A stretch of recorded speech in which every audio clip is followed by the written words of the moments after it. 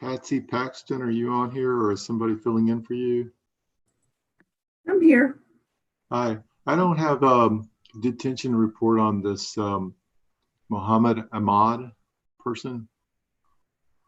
I sent it to Janine Hopkins as the attorney. Oh, Mary put it on as one of mine, so that threw me. Okay, I was like, what is going on? All right, thank you.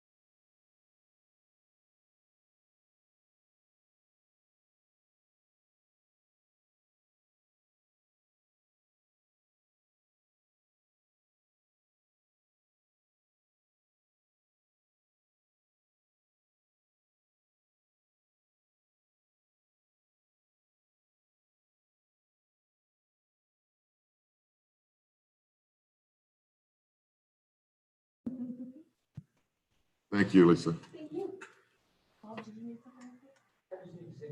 Okay. I haven't read the document yet. You need this now? Yes, sir. I'll go ahead and give them a copy after you sign.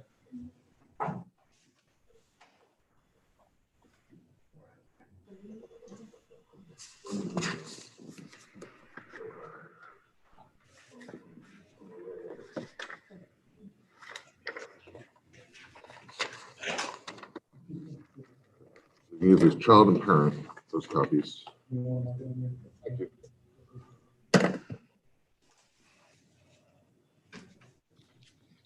All right, so this is the detention docket for the 323rd District Court. Do you need something, Mr. Ligon? No. All right. Yeah.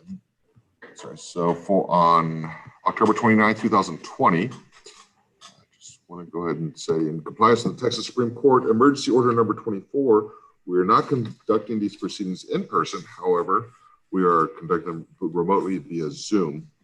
No portion of this detention hearing may be copied, broadcast, or published without permission of the court.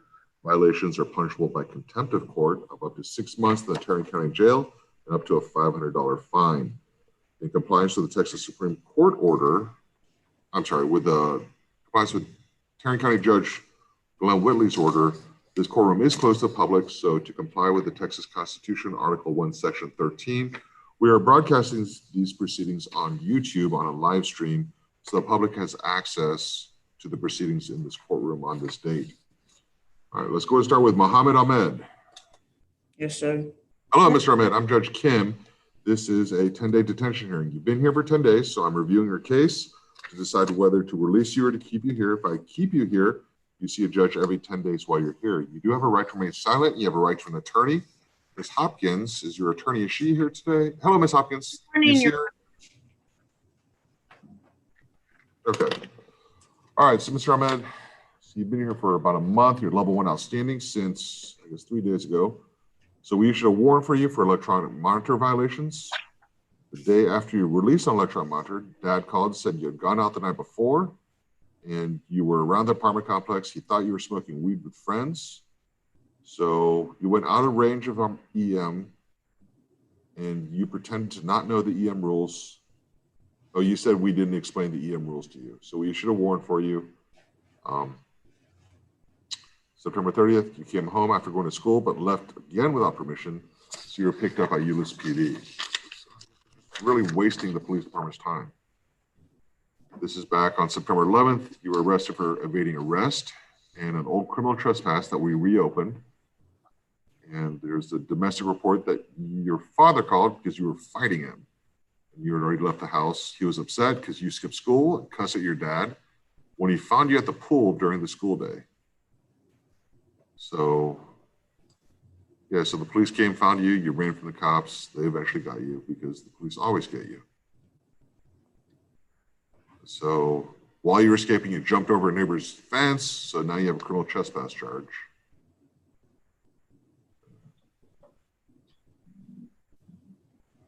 So we contacted Euless PD. They're worried about you. The first time you ran away was 2018, which would have made you 13 years old. And then 2019, I guess you brought weed or drug paraphernalia to school. Starting of April of this year to September, the Euless PD has had 12 encounters with you and your escalating behavior. You were located in May with a gunshot wound, which you said was an accident and self-inflicted. And so, yeah, police say you're a constant runaway risk. You leave your dad's house without consent at least 7 times since April. Dad thinks you're using drugs. Have we done a psychological evaluation on him, Ms. Paxton? Your Honor, we have completed one. What do we know about him? Is he diagnosed with anything?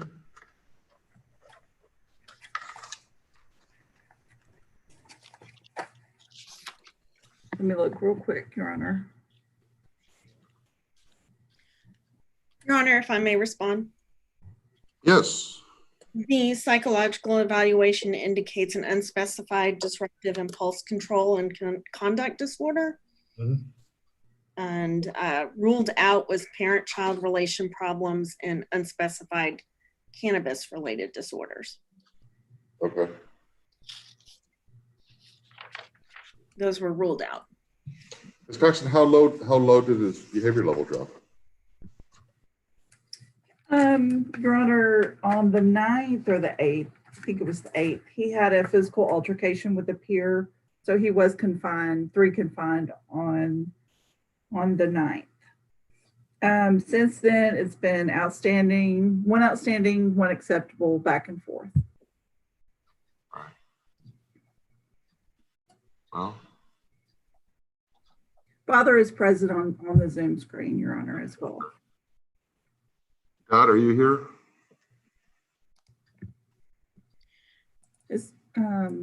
Your Honor, he is on the screen. It is Mr. Abdel Basit. He has vertical blinds behind him. Okay, I see that. Do you hear me, Dad? Seems like your screen's frozen up. Yeah, I think he's locked up. I'm literally at the point where I feel like I need to keep you here to keep you from running away. Like if you just stayed at home, you could be home. Like somewhere, it's like deep down inside, you don't think I'm serious about the things I say to you. Like you don't believe me. I don't know why you don't believe me, because I've never lied to you.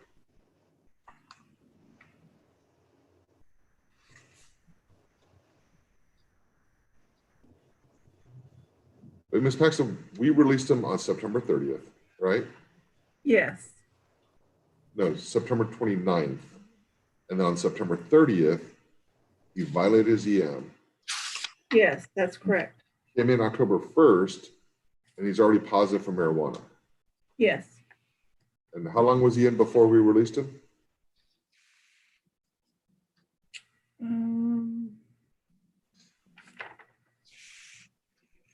He was originally referred on 9/11.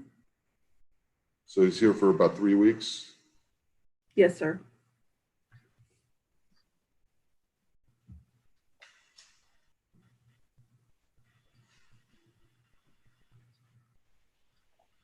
And this time he's been here for another 3 weeks, right? Yes. He does have court next week.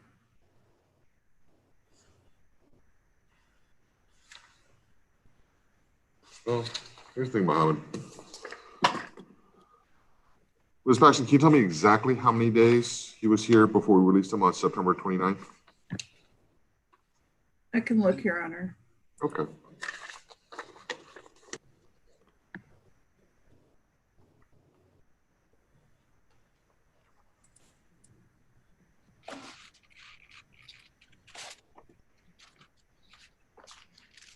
Your Honor, it was 11 days.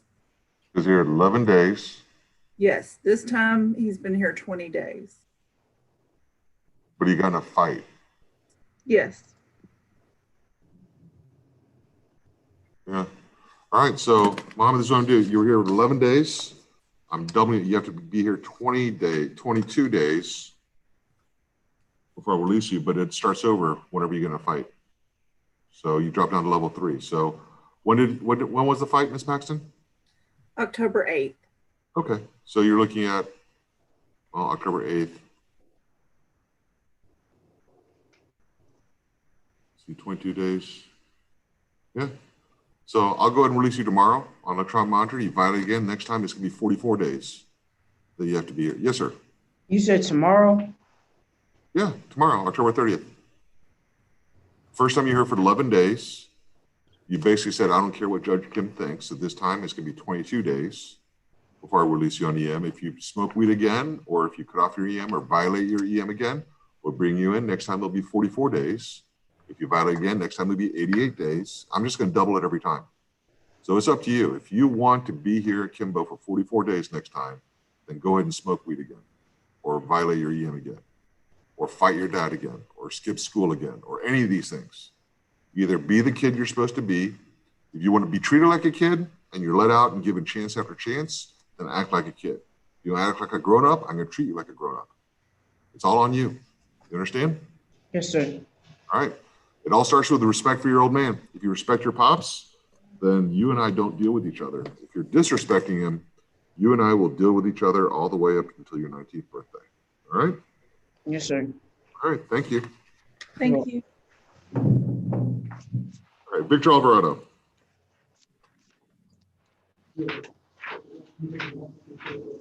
Your Honor, I'll be covering for Victor Alvarado. All right. Thank you, Mr. Colbert.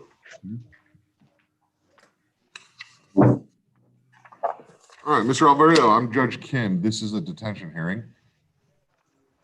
The purpose of the hearing is to make a decision whether to keep you in custody or to release you to the community. By keeping you in custody, the law says you have to see a judge every 10 days while you're here. You have the right to remain silent. You have a right to an attorney. Mr. Youngblood is here present. He is your attorney. All right, so Mr. Alvarado is here. This is this one with the basketball game that went bad? That is correct, Your Honor. Okay, so argument, basketball game, later on conflict, car pulled up, shots. I think there was, victim was shot, and I think he was pulled into the house and died in the kitchen, I believe. so photo lineup and Victor Alvarado was identified.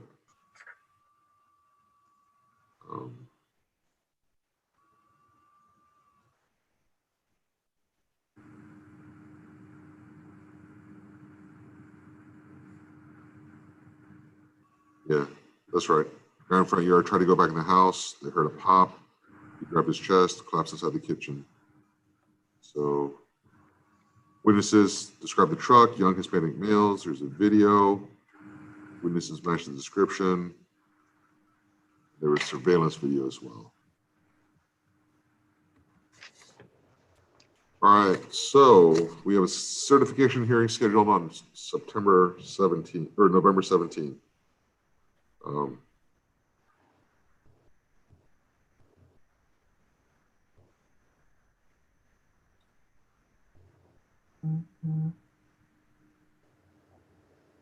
All right, well,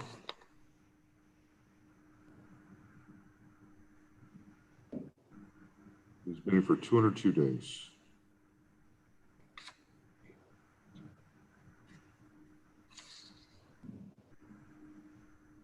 All right, Mr. Alvarado. At this point, you understand where my stance on children with guns, right? And now this is a homicide case. I'm very, very concerned about this case. You have a hearing in a little more than 2.5 weeks on your certification for the court. I'm glad to see you're level 1O, and you have been since the early part of this month. I just feel like for the protection of the community as well as yourself that I need to go and detain you for the short time further. If, just so you know, at the certification hearing, if I decide not to certify you, then that I will reassess whether to release you or not. If I do certify you as an adult, then you will be entitled to bond, which I will have to set right away. Right? So I just want to let you know those options are coming up on November 17th. Okay? All right. Thank you, Mr. Alvarado. Oh, there is one thing, Your Honor.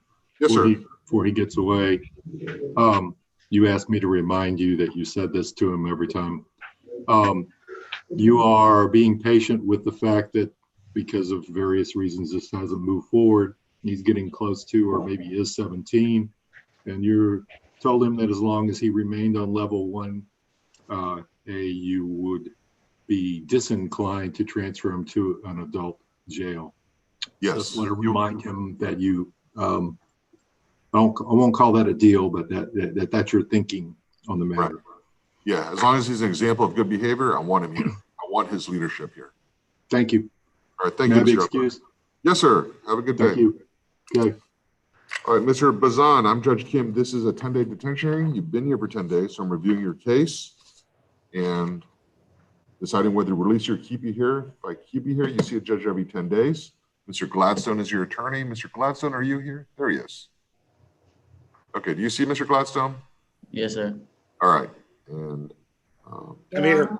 all right, you have a right to remain silent. You have a right to an attorney. All right, so there's a criminal mischief case. You broke a Fort Worth patrol car window, $300 in damages. There's a warrant. Let's see. There's a runaway case. They came by. They're recovering a female when in contact with a boyfriend, which was you. You gave your wrong name. You're upset that the police took your runaway girlfriend in custody, so you threw rocks at the police car and punched the passenger side window twice. And since they had your girlfriend in custody, they didn't want to arrest you, but they issued a warrant for criminal mischief. You're positive for weed. So you're with a runaway girl.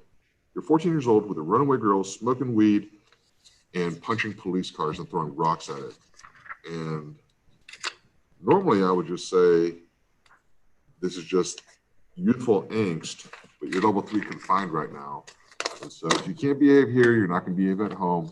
You know how it works here. I'm not even going to consider releasing you if you're level 3 confined. So I'm detaining you. Thank you, Mr. Bazan. Thank you, Judge. Thank you, Mr. Gladstone. Can we say something? Judge, Who's we? I'm the uncle. Okay.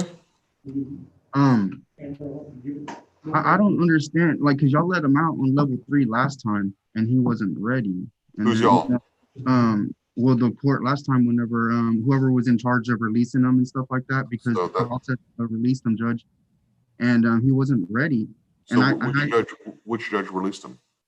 whoever was the judge the last time, I'm sorry, I'm his uncle, you know, so I'm trying to step up second. and help him out. Yeah, we've never released him. The juvenile probation department may have released him. Mhm. But for me, like if he's punching police cars, that's Mhm. taking back a runaway girl, that's Mhm. that doesn't sound like me releasing him. Our juvenile probation department releases a lot of children without ever coming to court. That may have been the situation, but Okay. I don't remember releasing him. That's why I'm asking which judge. And you know, we're trying, I don't mean to cut you off, but we're trying to, you know, find him help, you know, like with therapy and stuff like that, you know, because I feel like every time he goes in here, it's like criminal college. He gets worse, and it's becoming harder to fix a broken child. It's easier to fix a broken child than to fix a broken man. And So right, I agree. So here's my question. Why is it then every time he gets out of here, y'all don't take him to get mental health treatment? because the Medicaid and Medicare system, I moved my mom and them from Corpus Christi, Texas to here. And the programs that he's on, it's this whole finger pointing around the circle until we get back to square one type of thing. And I've already reached out. I've been to nonprofits, a bunch of 501 Charlies. So There's just not a lot of resources. What do you think I should do then? I think we should make a push for some type of intensive therapy because But hold on, when you say I need to make a push for intensive therapy, no, we need help because we've already. I understand. I'm not disagreeing with you. What I'm asking is, what are you asking me to do though? Well, the problem is that we're finding is the whole Medicaid and Medicare system, and finding somebody to kind of step up and, you know, like give us the proper information instead of the runaround, you know, and because we're new to this and we're not good at this. I'm interrupting you. Forgive me. I'm interrupting you kind of on purpose. You understand, Medicare, Medicaid, that's a federal funding issue. I'm a state district judge. I have no control over Medicaid dollars or Medicare dollars, like none whatsoever. Right? No, I know, but there's also no resources and guidance to give us the proper pathways that we're searching for. Have you contacted MHMR of Tarrant County? Mm-hmm. Okay. Ultimately, we've done everything. We set up You understand, I have no control over MHMR of Tarrant County. I know, but I wanted to bring it to your attention on why there's all this escalation and everything else, because we've been the ones that track them down. We've been the ones that. I understand that you're bringing it to my attention, but I'm asking, what can I do to help you? That's what I'm asking you, Your Honor. Well, we need help. I mean, it's not like I'm a genie that can just snap my fingers and make things happen. Like my role is very limited. Sir, only one of us can talk at a time. Yeah, okay? And so my role is very limited in the court system, that I administer the court and the proceedings in the court, but I have no authority over county agencies or state agencies. Like not in that regard. I can't force them to do these things. I mean, I feel bad for you, and I sense your frustration, but it's not like it's not like this tyranny where a judge can just order everyone to do everything and dance like I tell them to do. I mean, this hearing right now is not about, it's about detaining him or not detaining him, and that's the limitation. Now, there may be something out of probation that can help your nephew, but this is not a final trial, right? We're just here to detain him or not detain him. If he's back here acting like a fool, I'm going to keep him here. It's just been inconsistent, you know, and that's what I'm frustrated with. Hold on, the court has been inconsistent? Because I'm curious. No, I'm saying the process has been inconsistent. So I don't want to hurt nobody's. I don't want. Sir, I'm not disagreeing with you. What I'm saying is I'm not the person that can help you. Right. And I'm just, it's not that I'm being incompassionate. It's just telling you, I mean, if it feels like you're arguing with a tree, you kind of are, because I'm literally the tree that says, I'm not that kind of tree, right? I can't do anything for you. I'm just trying to talk to the people that's in front of me to try to do the best I can to. Okay, but I'm the one in front of you, okay? And this is a detention hearing, okay? But I would encourage you to talk to our local county health resources. And we have, and that's why I'm trying to. Well, sir, I'm okay, I'm done. I'm not gonna argue with it anymore, all right? So y'all need to leave. Judge, could I ask them to give me a call this afternoon? Yes. Where's the parent of the child, by the way? She's Can I have in that paperwork jail. back? She's in jail. Mr. Houston. Okay. Is somebody covering for Mr. Houston? Is nobody covering for Kenneth Houston? Your Honor, this is Mr. McIlvain. Ms. Lopez was covering for him, but the mother's in jail.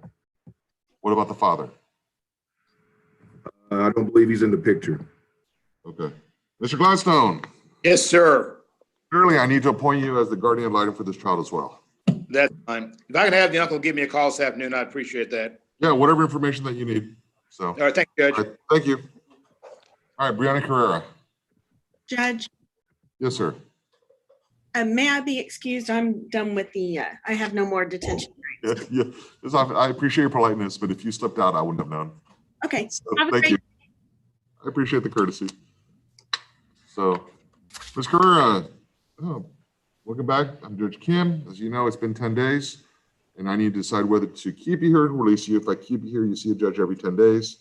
You have the right to remain silent, and you have a right to an attorney. And Mr. Adler is your attorney. I saw Mr. Adler here earlier. Where's Mr. Adler? Are you still here? I'm here, Judge. Oh, good. Good morning. All right, so Brianna, let's see, you've been here for 2 weeks. You're level 1 outstanding. You turned yourself in on DTA. See, we got a report that you were involved in a drive-by shooting at kids, and the kids returned fire. And the police found a parked vehicle with bullet hole damage, gunshots. Witness saw Hispanic male holding a silver colored handgun. And he was the only one outside. Hid behind a car. Heard some more shots and saw the black vehicle drive off. Second witness said that they were watching TV and a bullet came through the window, hitting his TV stand. There are 3 kids in the apartment, but not in the bedroom. Third witness said he was with the suspect and 2 other Hispanic males in the parking lot when a red Mustang driven by Brianna Carrera pulled up. The Hispanic male got out of the passenger door, began shooting in their direction. This is when suspect shot back at the car. You were negative on your UA. All right, so Brianna, this is the, you and I have had a bunch of detention hearings together, and you know how I feel about guns and kids involved in gun-related crimes. And so I have to be absolutely 100% comfortable to release you. The fact that you're involved as allegedly as a getaway driver in a drive-by shooting, it is going to take a lot for me to get comfortable, especially with all the stuff we've done in the past. So I'm going to go and detain you. And I think we have a placement search that may have found something for you. But if you want, and I've had these conversations with you before, but if you're watching yourself, your life slip away from you, it's not slipping away, it's running away. And it is nobody's fault but your own. All these people have given you opportunities and have tried to help you. And you're still making these decisions like you know more than everyone else. And Brianna, as much as I like you and respect you, and I can say this, I mean, it's not a joke, but like you're a really bad criminal. Like you get caught for everything.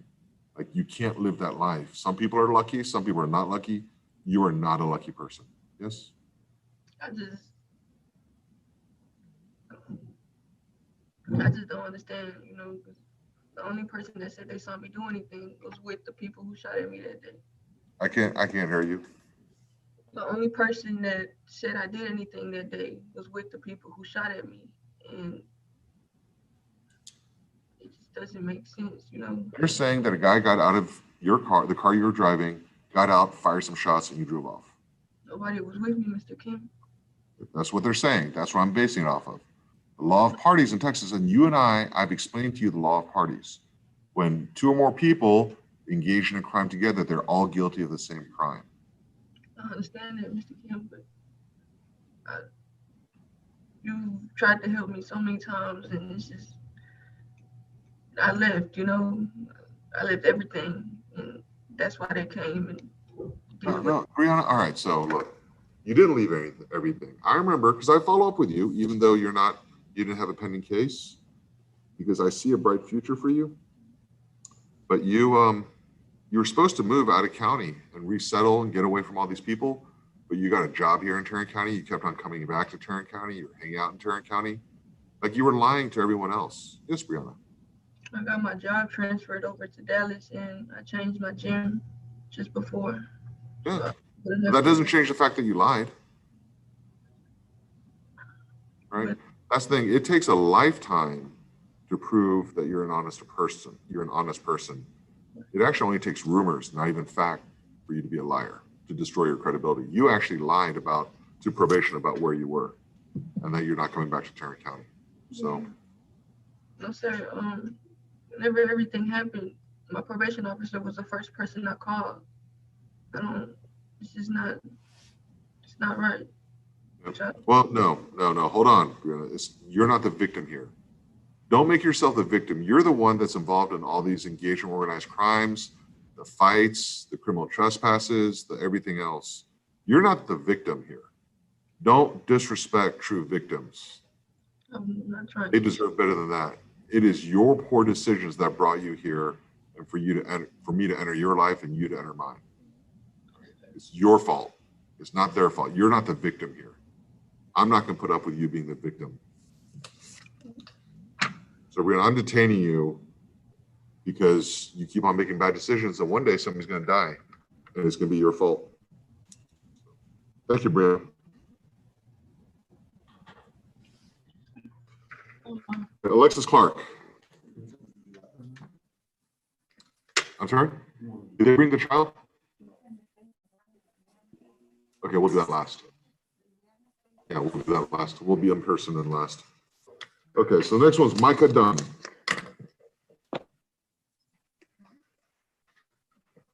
Sorry.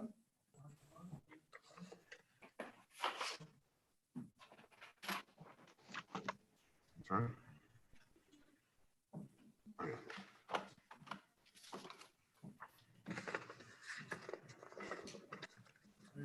All right, Mr. Dunn, I'm Judge Kim. This is a detention hearing. When a child's brought to our facility, you have to see a judge within 2 days. I have to decide whether to keep you here or release you.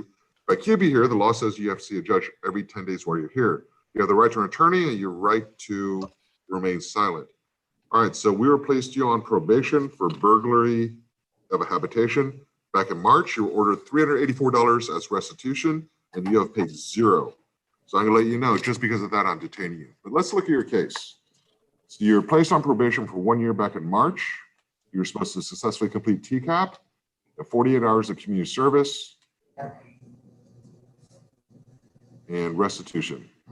March 23rd, you left home without permission, stayed out overnight, and our probation officer told you don't do it again or we have to have an administrative hearing. September, your mom said you're staying out late, not following curfew, so we scheduled an administrative hearing. A couple days later, you appeared virtually to talk about your curfew violations, not completing online schoolwork. If you kept on doing it, well, your probation officer's nice. If I knew about it, I would have said, bring you in, but they were saying, just don't do it again and we'll put an EM on you. So October 2nd, did not go to school. And mom thought you were drinking alcohol and smoking weed. So we requested an electronic monitor. We ordered one. And then on October 8th, you tested positive for weed and placed on electronic monitor. I mean, I can give great deference to your probation officer, but you're lucky I didn't know about this. All right, September 26th, we had an administrative hearing about you smoking weed in the garage. You refused to participate in the meeting and left home without permission, so we issued a warrant. All right, so you're on probation. You're not paying your probation fees or your restitution. You're smoking weed. You're breaking curfew. You're ignoring. You're not coming to hearings or to administrative hearings. There's absolutely no reason why you need to be released in the community. Let's see what Mr. Willett, how about his history? Sorry, what did you say? Oh, his history. He has a burden of a habitation for September 8th, burden of habitation September 9th, evading arrest September 13th. This is all 19. Evading arrest September 22nd.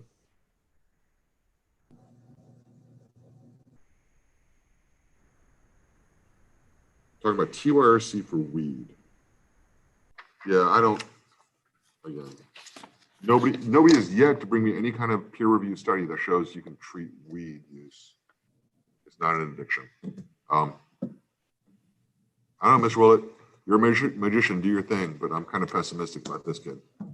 Well, I understand, Your Honor, it's the drug problem the drug issue that's probably the bigger issue too with it. I mean, as far as restitution, I don't know what to tell you on that. I don't know if he has a job or not, is able to actually pay it. Obviously, there's other issues besides that that's concerning. All right. Yeah. I don't know. I mean, skipping school weed doesn't make you skip school, right? Weed makes you want to skip school. It doesn't make you skip school. So I don't know, Mr. Willett. Mr. Dunn, you've got a great attorney. So if you can find a way to convince me, if anybody can find a way to convince me, Mr. Willett will. So we'll see. But yeah, Mr. Dunn, you done messed up. All right. Thank you. Thank you. Did you catch that one? All right. Parish Marchbanks. I was pretty proud of myself. I was proud of myself.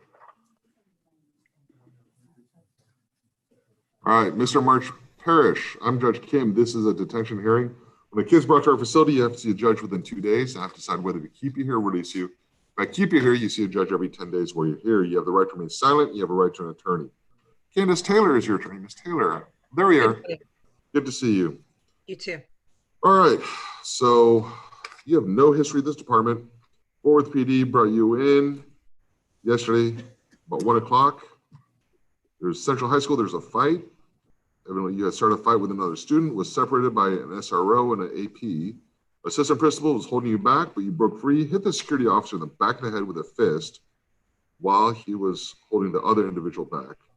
Then he pushed the security officer into a table into the ground, caused the security officer to vomit and treated by MedStar. All right, is the parent here? Yes, Your Honor.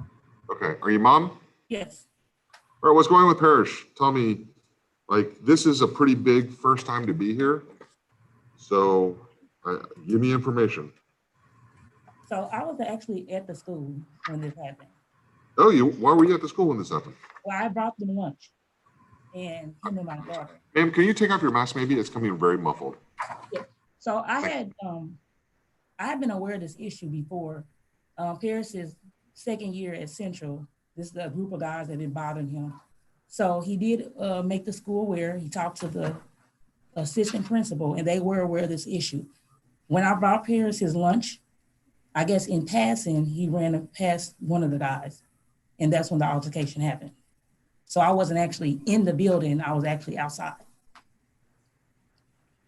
But I spoke with the assistant principal and I had actually spoke with Selena before I got here. He was gonna try to make it here so he can like tell what he saw on camera, because he said on the camera, he didn't see Paris physically push the Mr. O is what his name was. Security officer? Yes. He said on the camera, he didn't see Paris physically push him. So the school is writing statements as well, and they just couldn't get them in before I went to court. They are willing to come in or write a statement or do whatever they can for Paris because he's not a bad student. So tell me what Parish's grades are. Paris has B's and C's. All right. Is he respectful to you? Yes. Does he break curfew? No, he don't. He doesn't even leave unless he's going to work. Oh, he has a job? Yes. Where does he work? Water making. Okay. Does he have chores at home? Yes. What chores does he have? He has trash, he has the bathroom, and he has his room. All right. Who are his friends? He doesn't have none. We're not from Texas. Oh, where are you from? Kansas City, Missouri. Okay.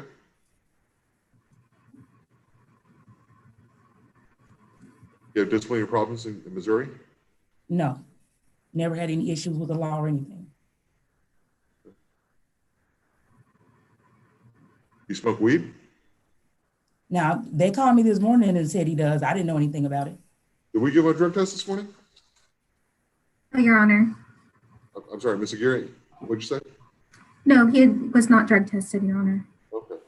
Mom, who told you he smokes weed? Well, Selena, I believe, said Paris told her he tried it before. Oh, was there just a mission that he did before? Yes, Your Honor. Okay. Mom, did you know about that? Not till this morning. Okay. Well, if there's any benefit about this encounter, then now you know. Right. All right. Well, Mom, you think it's appropriate to send him back home? Yes, I do. All right. So the school will probably need, was it level 3, level 2 hearing? I think he's probably not allowed back on campus yet, right? Well, they're going to try to get him, because he just went back to school. He was virtual and I sent him back. Haven't even been in 2 weeks. So they're going to try to get him back on virtual. So this is what I'm going to do. Parrish, Mr. Gary, when was his admission of last use? Excuse me? Hold on, Parrish. Don't say anything. I'm asking your probation officer a question. Your Honor, he disclosed to detention staff that he smokes randomly, but he didn't specifically give a date of his last use. Okay. All right. Well, this is going to be the question, Parrish. All right. I'm going to ask you a question. Do not answer the question. All right. The question I'm going to ask you that you're not answering is, if I give you a drug test, are you be clean or dirty? Before you answer, there are 3 ways this works out. 1, you told me you're dirty. I'm going to hold you here for a couple days, get you to level 1-0. You behave, I'll let you go home to your mom.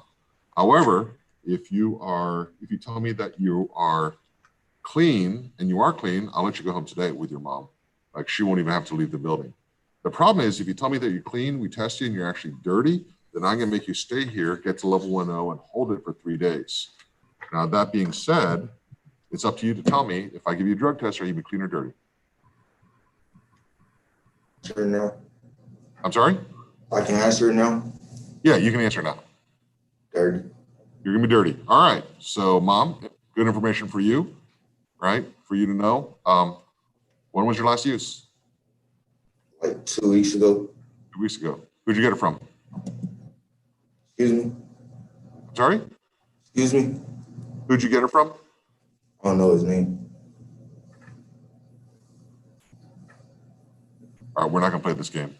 All right? Let's go ahead and pause, stop, rewind. Let's try this again. All right? Who'd you get it from? Your mom needs to know who you got it from. I say I don't know his name. So you just go up to a random person, they just give you weed. No, it was a snap. I'm sorry? It was a snap. It was what? A snap. It was a snack? It's a snap to take it on. Oh, on Snapchat? Yes. You're just meeting up, finding drug dealers on Snapchat and going buying weed from them. All right. Just so you know, we have a kid in detention right now that's here on a murder charge over $40 of weed. You see the problem here? Sir. Mom, is this very informative for you? Mom? Yes. Okay, is this process, this conversation informative for you? As far as? As far as you, like, are you getting more information that you need as a parent? Is this helping you as a parent? Yes, but I'll talk to my son in private when we get home. Okay, that works for me. I just want to make sure that mom understands what's going on. And so, all right, so Parrish, you have to get to level 1-0. You can get there as quick as 3 days if you don't cause problems here, all right? Given by the expression of your mom, you may want her to have that cool down period. So, but you're gonna have to have an uncomfortable conversation with her. So anyways, get to level 1-0, we'll go ahead and release you, and we'll go ahead and put him on random urinalysis while this case is pending, okay? All right, thank you. Yes, sir. One more thing. Yes, sir. Mama, can you tell the job? Because I was supposed to work tomorrow. Okay. All right. Thank you. Thank you, Judge. All May I right. be excused? Yes, thank you, Ms. Taylor. Thank you. Blake Odom.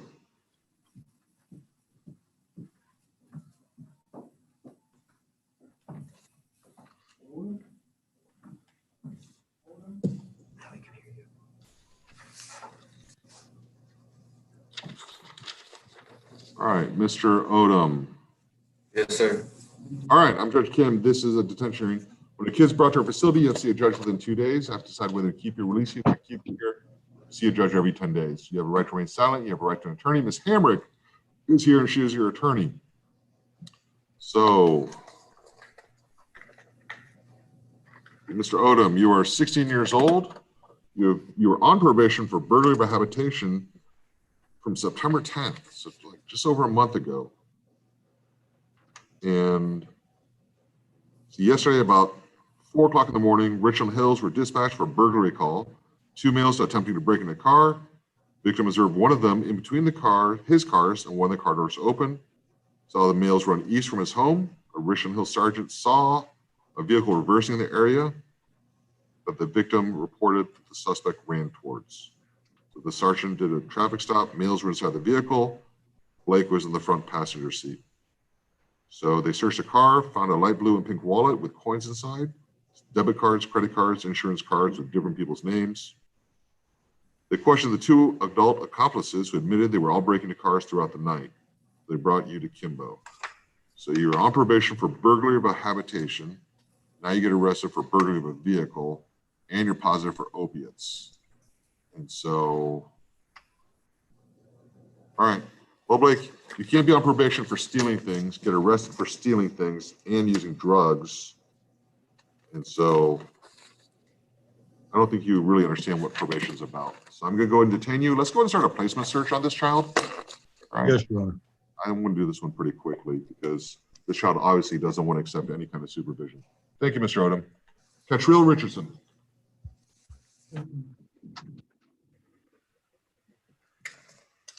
He was one of those, like, normally I'd ask the parents why he was out at 4 in the morning, but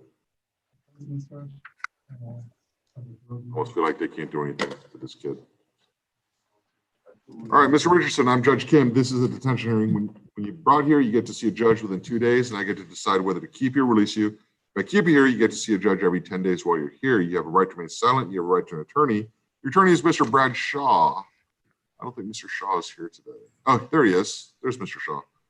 All right, so yesterday you turned yourself in voluntarily on a warrant that I signed since you left home without permission, and we couldn't find you. September 24th, we had a virtual administrative hearing with mom and your supervisor because you're sneaking out of the house, and a video of you rolling what appears to be a blunt. Shortly after the hearing, mom said that you left the home without her permission. So we told her mom to call you in as a runaway. And so mom gave us some information. And then you called probation, said you're going to turn yourself in, but didn't do so. And then yesterday you turned yourself in. So you were on probation for unlawfully carrying a weapon in a prohibited place, which is a felony level offense from last November. You turned yourself in, you're positive for weed. You were put in TCAP, successfully completed. Mom decided that you should live with dad, maybe that may help you. And that you were having issues between your dad and stepmom. So we thought it's best for you to move back with your mom. And mom's worried about you sneaking in the house smoking weed, which evidently you are. And DA wants to reestablish supervision with you. He turns 18 in December. Mr. Richmond, y'all are really looking to reestablish supervision in the next 2 months, 8 weeks. I mean, well, Judge, the goal is to keep them from going downtown. It sounds like he's got some ongoing problems. So I guess during the period we got left, we'll see what we can do. I mean, I'm looking at this as this is the classic case of a kid needing TJJD.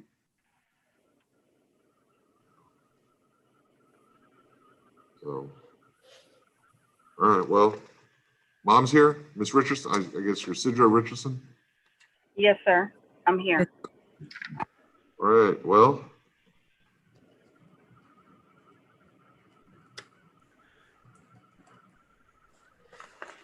I think your son needs a wake-up call. I don't disagree. All right, so this is what I'm gonna do. We're running out of time. If the DA is looking not to revoke his probation and send him to TJJD, then I can be a little creative here.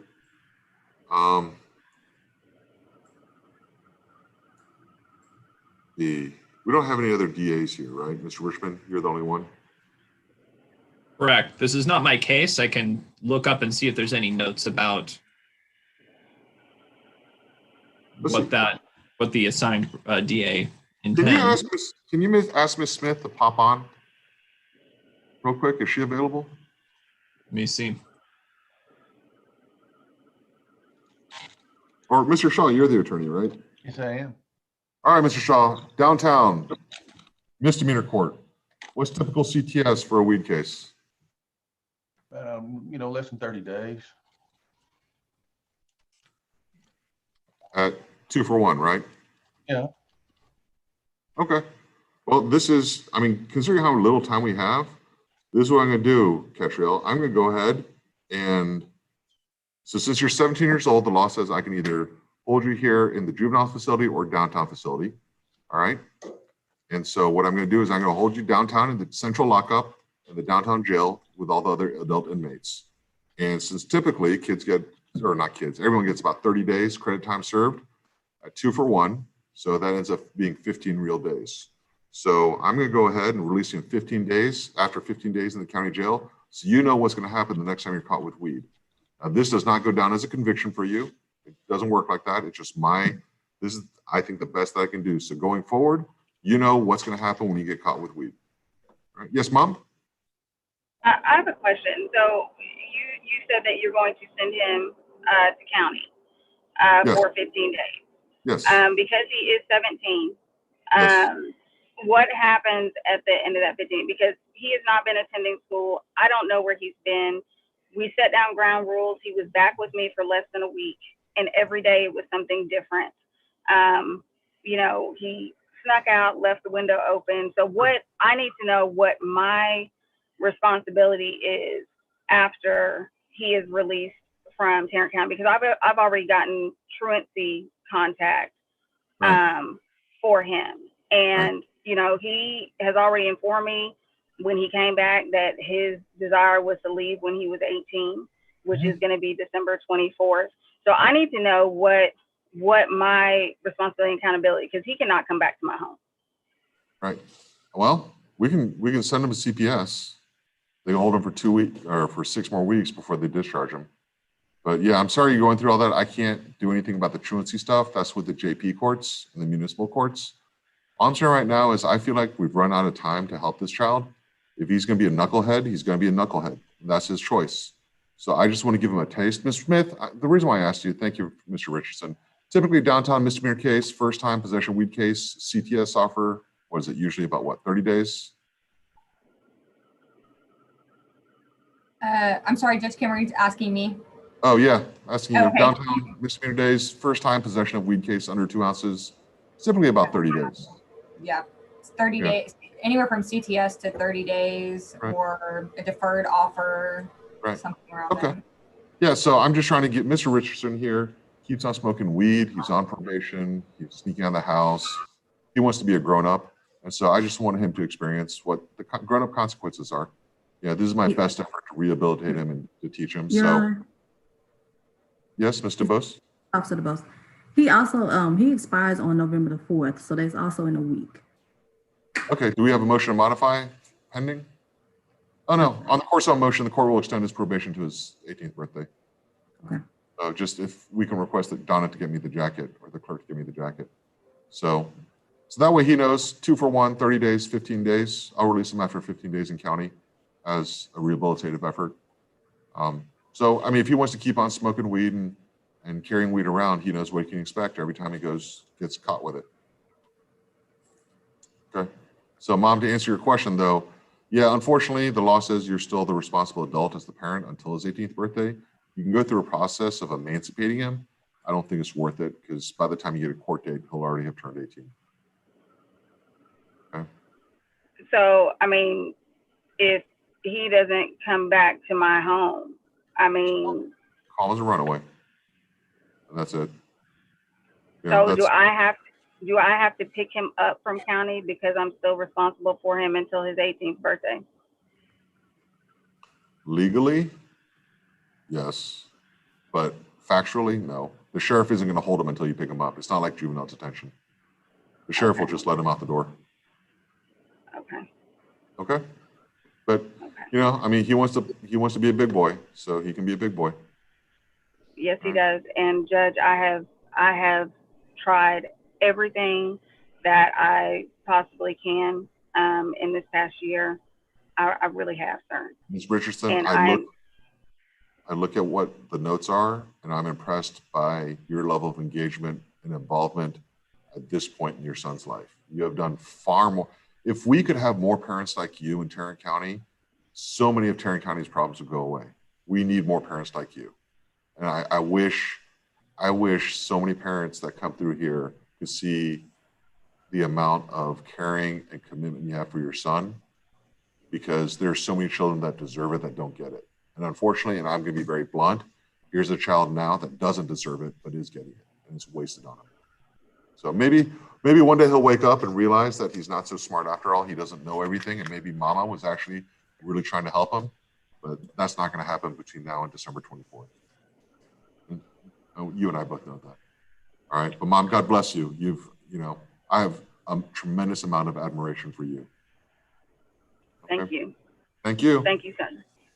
All right, so Ketrel, go and detain you. I'll let you out in 15 days. This is my rehabilitative effort. And then, if you decide that 15 days wasn't bad and you want to keep on smoking weed, keep on smoking weed. I mean, it's on you. All right. So we'll anyways. All right. Thank you. Thank you, Mr. Shaw. Okay. Rios Adorno. Mary Angeles.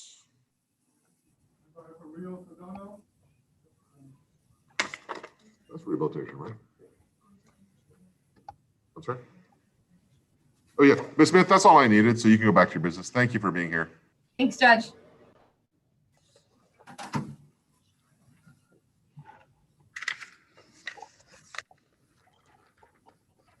All right, Mary Angeles, I'm Judge Kim. This is a 10-day detention hearing. Been here 10 days, so I'm reviewing your case, deciding whether to keep you or release you.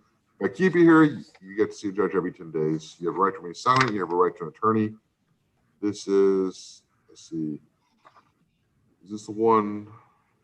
This is the one where she stole the truck in Iowa? Yes, Your Honor. Okay. Yeah, so we placed you in Iowa. You escaped from the facility, and then you stole a vehicle with a boat attached and ran into a crop field. That poor farmer. Okay. So at the modification hearing, Judge Porter found that you violated your probation. You're supposed to do residential treatment at Lake Granbury, and your probation expires April 29th, 2022. So, and you were here on a felony level offense. So you've been accepted at Lake Granbury. All right, so you have to be released from medical isolation before we can send you off to Lake Granbury. All right, Mary Angeles, I don't remember if we had this conversation before. Do we have a parent here for her? Yes, her mom. Her mom's here? Which one's her mom? Yes. Oh, Maria. All right, Mary Angeles, I don't remember if we had this conversation, but generally what I do is the child's brought in, we try probation. If that doesn't work, we try a long-term placement or short-term placement, local. If that doesn't work, we look at a long-term placement. If that doesn't work, I just go to TJJD. That's a general path that I take. For some reason, people decided and convinced Judge Porter that you should have one more chance at local placement. So we went from probation to a long-term placement, out of state to a local placement, and give you one more chance. I kind of skipped a step. I trust Judge Porter. I mean, I hired him, so I trust him. So I'm gonna go with it. But just to let you know, if it was me, I would have been sending you to TJJD normally. And so this may be your last chance. This is the point that you need to decide. Either you're going to get your act together and do right, or you're just going to be a knucklehead and keep on doing what you're doing. If you're going to be a knucklehead and you're not going to do right, just let me know now so we can send you to TJJD. The sooner you get there, the sooner you get out. Yes, ma'am. I'm not going to be a knucklehead. Okay. All right. Good. That's exactly what I want to hear. And do you understand? Yeah, go ahead. I'm a level 1. Well, I saw that from today. What happened? Why'd you drop down? What do you mean? You just got to level 1.0 today. No, you I were didn't. level, yeah, maybe you were level 1A yesterday. Well, I was a level 1 for a week. Yeah, but there's level 1.0 and level 1A, right? That's because I said no to my shower, so they took away 3 points because I was half asleep. And they asked me, and it was so cold in my room. Supposedly they asked me, "Are you going to take a shower?" And they said that I said no, but I don't remember that. You know I'm Asian, right? Like you can tell I'm Asian. You understand? Like I demand, it's just excellent. 100s is what I want. I'm an Asian, not a Bijan. right? Make sense? Yeah. Like it's either you do everything right or you're not doing right. That's the way my parents raised me. That's what I'm expecting of you. You got to do everything right. Okay, so you can't say no to the shower because you're supposed to take the shower. Okay, when you go to Lake Granbury, you go there, you get A's in Lake Granbury, and then you and I don't deal with each other anymore. Like you are controlling this. I'm gonna be like, I know I said this the last time I was here, but honestly, I can't really say, I can't say, okay, I'm gonna do it. I have to really prove it to you with my actions. And that's exactly what I'm gonna do. And when I get released from Lake Granbury, I'm not even gonna say anything. I'm just gonna like have a smile on my face, and then you're gonna start smiling and laughing. Like, Yes. okay, you And did come it. by. Come by through the front door and visit me. And be like, Judge Kim, Judge Porter made the right call. You would have been wrong. That's what I want you to say. Call me out on it. Say you would have made the wrong decision by sending me to TJ. I did it. Yes, that's what I want. I want you to come through the front door. All right, but do you understand? Like I'm kind of telling you, fool me, fool the system, game the system. Do what you're supposed to do. Get done with this. Get out and move on with your life. But if you're fighting the system, you know you and I are going to have these conversations. Yeah, and you really woke me up like the 2 weeks ago, right? And said like, even though like, yeah, you were hard on me, I needed that. I really did needed that, so I can wake up and actually see what's going on around me. Like I needed you to be firm with me, because if you would have just like brushed it off and be like, okay, you're detained, you're going to Lake Granbury, whatever, I would have took advantage of that and not really see the consequences and not really care of what my actions are doing to hurt. My actions are hurting me. I would have never saw that. My actions are hurting me, and it's like, okay, I finally, like I woke up and I'm like, okay, this is about time. Like I know I don't know that much of coping skills, but it's like I also know that my actions for coping is not getting me anywhere but jail. So I know I have to find some other coping skills, and you really helped me realize and wake up like, okay, this is not the life I want to have. Well, thank you, but it's all on you, right? I mean, you're the one that's turning the corner and making the changes and making the decisions. But what you're going to find out is life is about working the system, right? I got these court coordinators that are great, but they fool me all the time, right? And that's okay because the job is getting done and they're just working the system to make sure everything runs smoothly. Right? That's just the way life is going to work. When you have a job, you'll have the same thing. With your mom, trust me, your mom would be happy if you fooled her in being a respectful daughter, all right? You see what I'm saying? So don't fight the system, work the system, okay? Yeah. All right, Mary Angela, so I probably won't see you again. They'll probably send you out to Lake Granbury. So when you get out of Lake Granbury, come into the front door. It's like, I want to see Judge Kim. Okay? I want to tell him he was wrong. He would have been wrong, okay?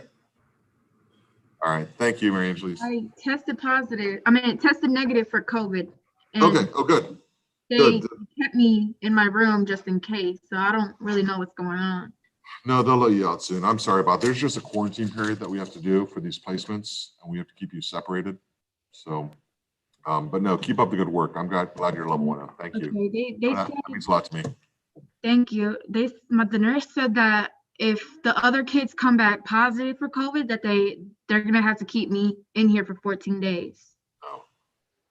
I don't know. I don't run the facility. I kind of know what goes on, but there's a different person that actually runs the detention center. Oh, okay. So I'm sorry, I can't answer that question. All right. All right. Thank you, Judge Thank Kim. you. I love you, Mom. And when I get out of quarantine, I'll call you. I promise. Thank you, Mary. Please.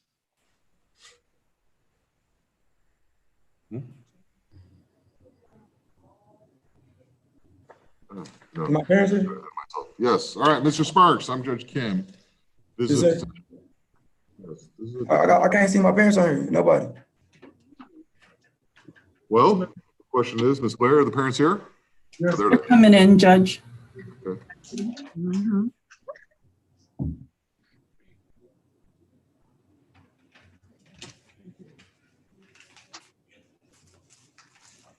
Which is the one that we're doing? Oh, there we go. Yeah, sorry. We got a couple Jalen's. All right, Mr. Sparks. This is a 10-day detention hearing. Decide whether to keep you or release you. If I keep you, you see a judge in 10 days. You have a right to an attorney, and you have a right to remain silent. Yes, Your sir. level 1 outstanding. You've been there for over a week. Good. Yes, sir. Issue a warrant for aggravated deadly weapon. See, you were released to be admitted to TYRC, and that you absconded from the treatment facility. So we issued a warrant for you. And that told your mom that you have to turn yourself in. You were scheduled, this is back in May, so you had an adjudication hearing with court. You didn't show up to court. So we remind you again to show up again. And then in August,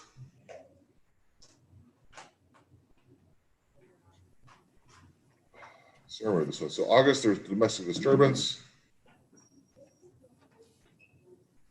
Your aunt said that you spent the night to spend time with your girlfriend. You were upset because your girlfriend refused to have sex with you, and you brought over other girls to the apartment to fight your girlfriend. And so said your boyfriend would not let you back in the apartment, so you got a gun and pointed at Alan's face. And then you damaged the window and front door, spoke to her boyfriend, who confirmed that you pointed a gun, and he believed that you would pull the trigger and kill him. Then they spoke to somebody in the apartment, and heard a gunshot, and several juveniles near the apartment. One of them had a gun in his hand, and they left a maroon colored sedan. Photo lineup, and they selected you as the person who pointed the gun at Alan. So we tried to contact you and your mom several times. We issued a warrant for you, and we'll eventually find you at home. And this is the one where, and you were positive for weed when you were brought in. So you have a pending case, you're smoking weed, you're pulling guns on people. You have a previous case, arrest for all kinds of stuff. Ag robbery, assault, unauthorized use of motor vehicle, evading arrest, theft of stealing a car,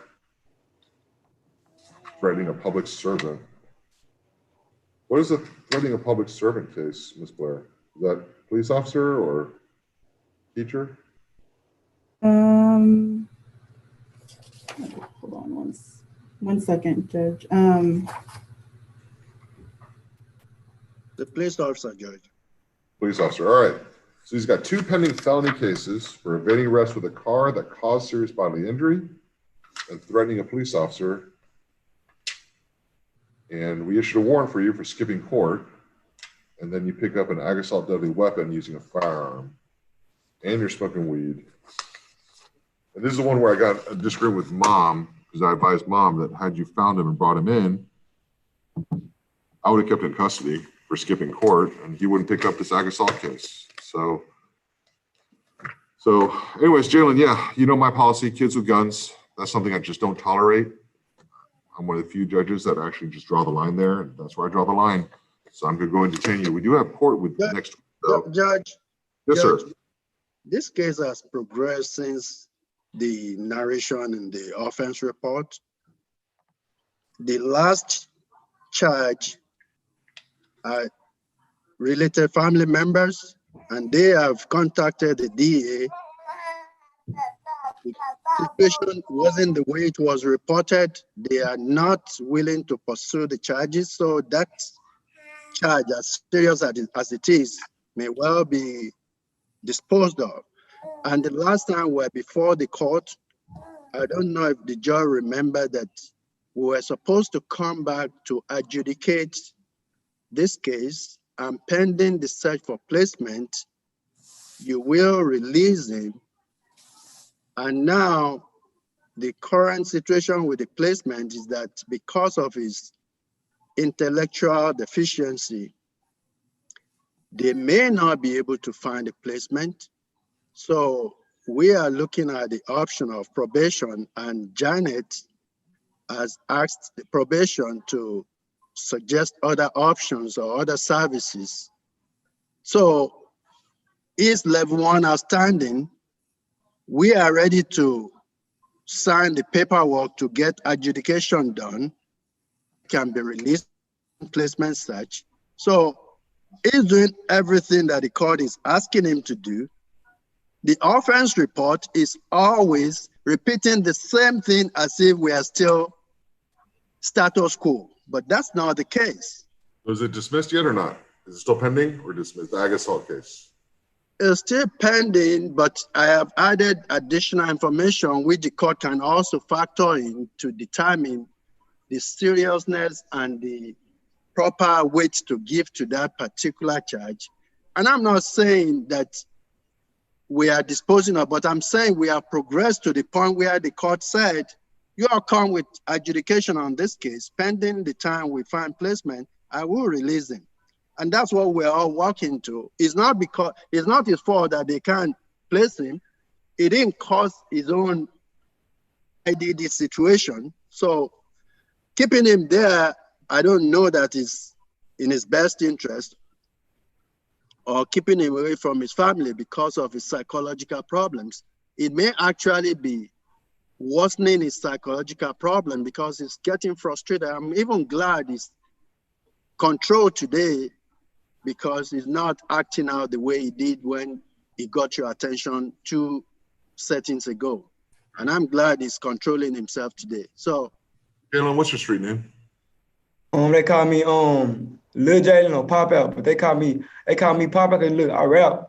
Like in the free, I rap.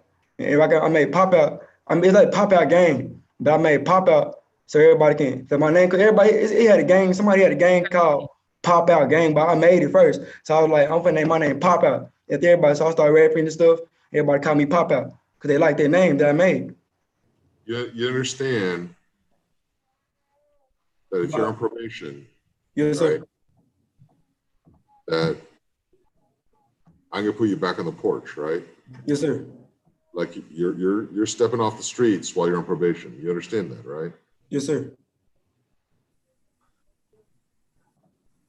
That's just something, just make sure you're talking to the attorney about that. You understand that you can't live that life anymore while you're on probation.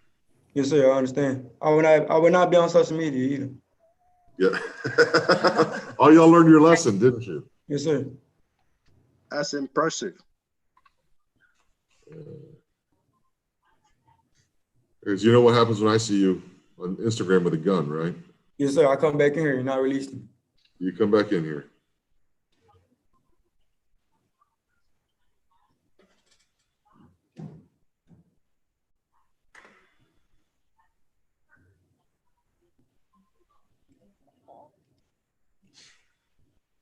All right, Mr. Aniji, this is what I want. So at this point, so Jalen, hear me out, okay? Don't jump to conclusions on this one. Okay, Cedar 1110, seems like there's a change. You're a lot more respectful this time, and your mom's a lot more respectful this time than before. So I appreciate that. Mr. Adeniji, either get the dismissal on the ag assault case or get the victim on an out of custody detention hearing to say that they're not going to prosecute, and I'll release them. He has to keep level 1-0, but Is I'm that concerned. the sister? Mom, I think, is that the sister with you, Mom? No, this is his girlfriend. Okay, did you hear what the judge just said? Yeah, but I have a situation going on with her now. So I don't think that's gonna be, I have a retaliation charge going against her right now. So I don't know. I could get in contact with Alan Ketchens. Alan Ketchens is who contacted the DA. There's I a can get in contact retaliation with him. you against them or them against you? I have a charge against her. She recently did something before the last hearing. And yeah, pretty much it don't have nothing to do with this case. So she's got a case against with you as a victim? I am the victim of her. Yes, she has a case with you as a victim. Yes. Mr. Adiji, are you gonna get this ANP? It's not looking good. But Because Alan he actually- Ketchens is the person who talked to the DA. My son don't have the charge against my sister. He has the charge against her boyfriend, which is Then who has Alan the charge Ketchens. against your sister? Who? Who has the charge against your sister? What charge? The retaliation? Well, so I'm trying to figure out what is it what she retaliating against? Do you have a case against your sister? Yes. It's For not, it doesn't have, she recently violated, she came to my house with some children and they ran up in my house trying to attack her. This is his girlfriend. That's why I said the statement you guys have, to a certain extent is false. Okay, ma'am, the judge wants to know about that your charge against your sister, not anything about this case. Yes. I'm not talking about this case. Okay. Long story short, I could probably get Alan Kitchens to talk to you because that's who's been in contact with the DA. That's what I want. Get Alan on Zoom to tell me he's going to tell the DA he doesn't want this case to go forward, and I'm okay with releasing Jalen, but he's got to keep that level 1-0. Okay. Judge, we're getting an affidavit from Alan. Yes, that's good enough. Sworn affidavit, not unsworn, but a sworn affidavit. Okay.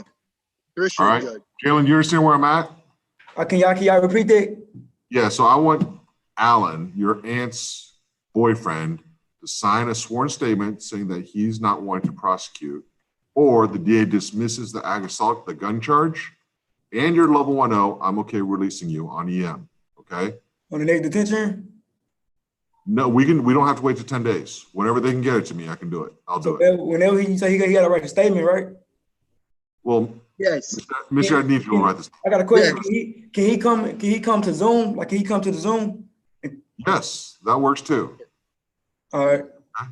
So we can figure that one out. I'm giving you a chance, but you understand this EM is going to be a pretty tight lockdown.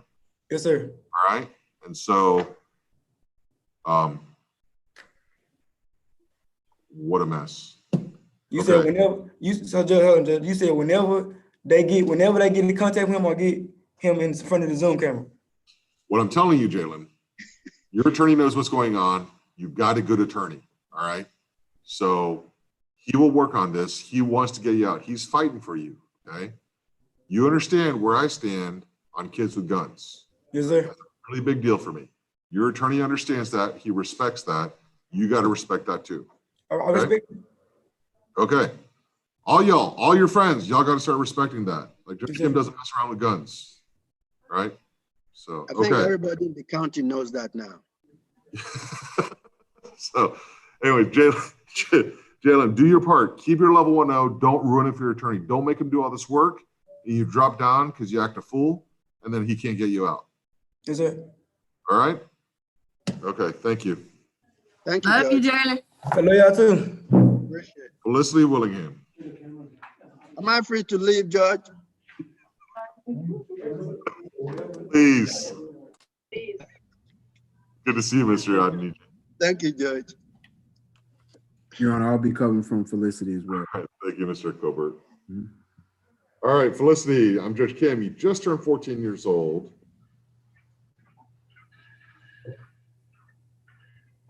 This is a detention hearing. You've been here for 10 days. So I'm reviewing your case.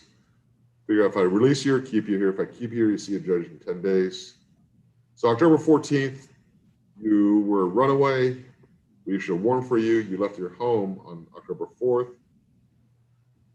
And you were having contact with, on Instagram, with a young man that you ran away with and were not to have contact with.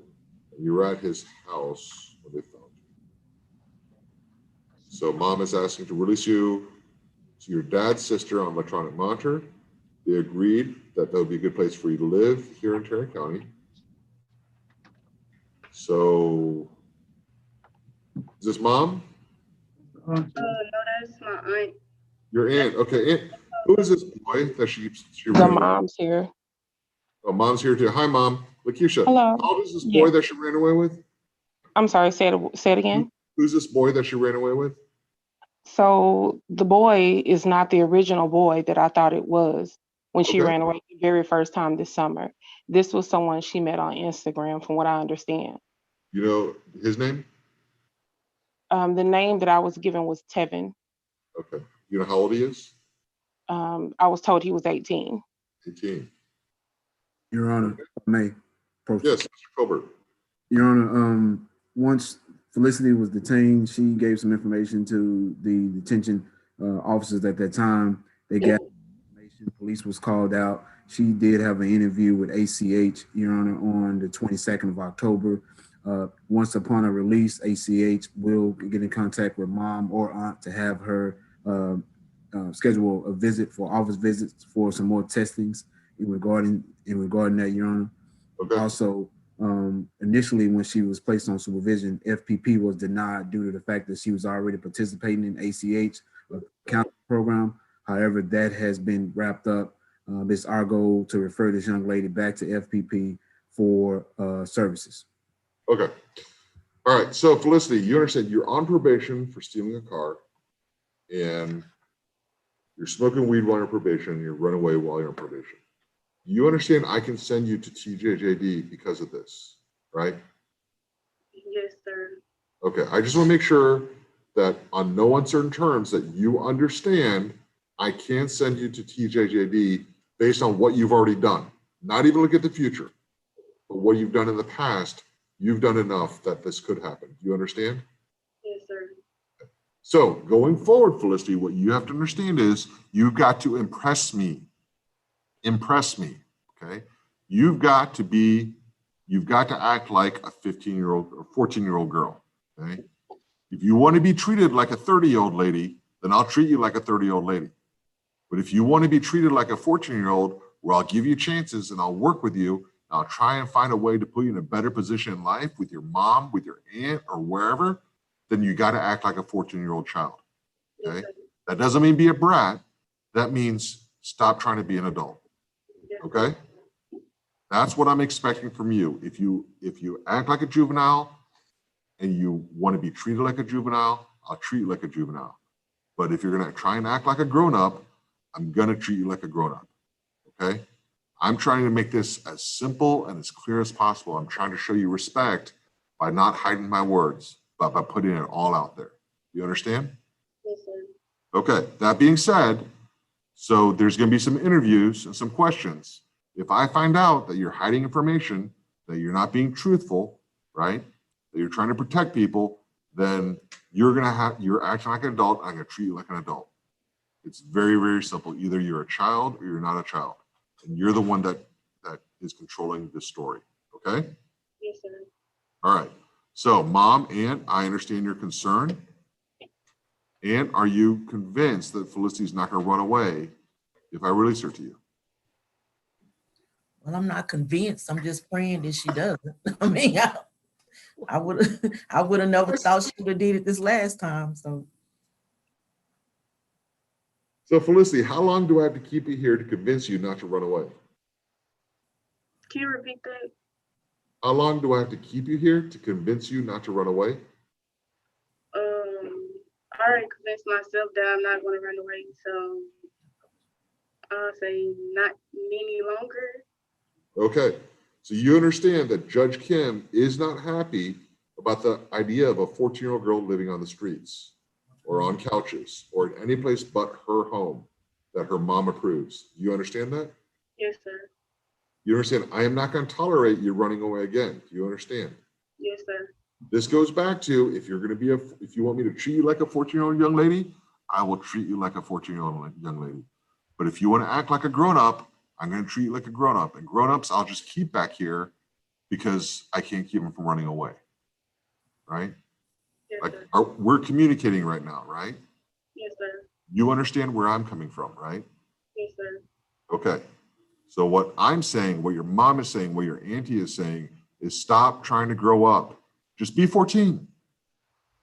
Just be 14. And 14 means sometimes you get in fights with mom, and that's okay.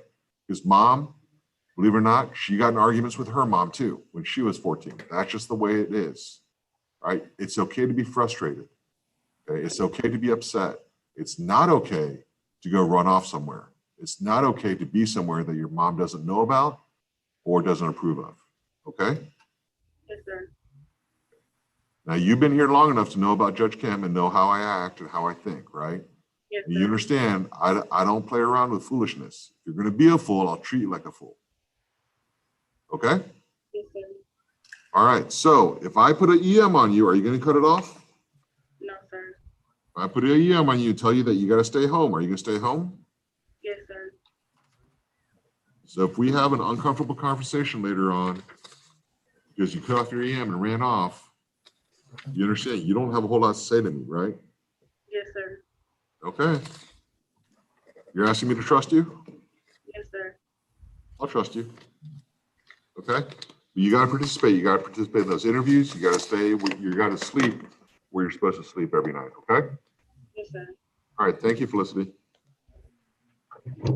Thank you, Your Honor. Thank you. Mr. Colbert, if you can, let's see, this one is, whose case is it?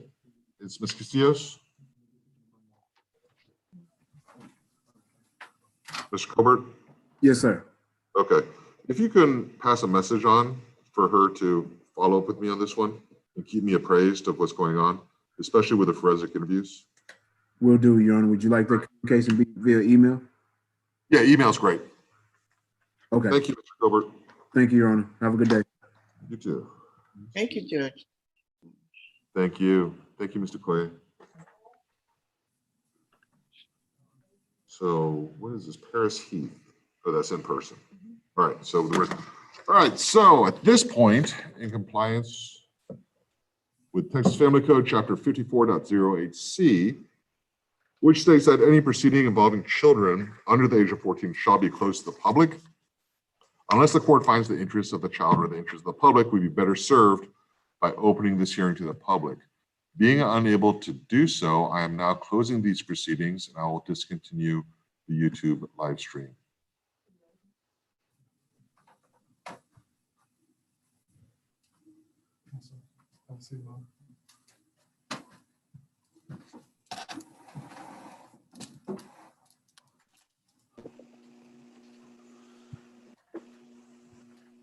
Able to do so, I am now closing these proceedings.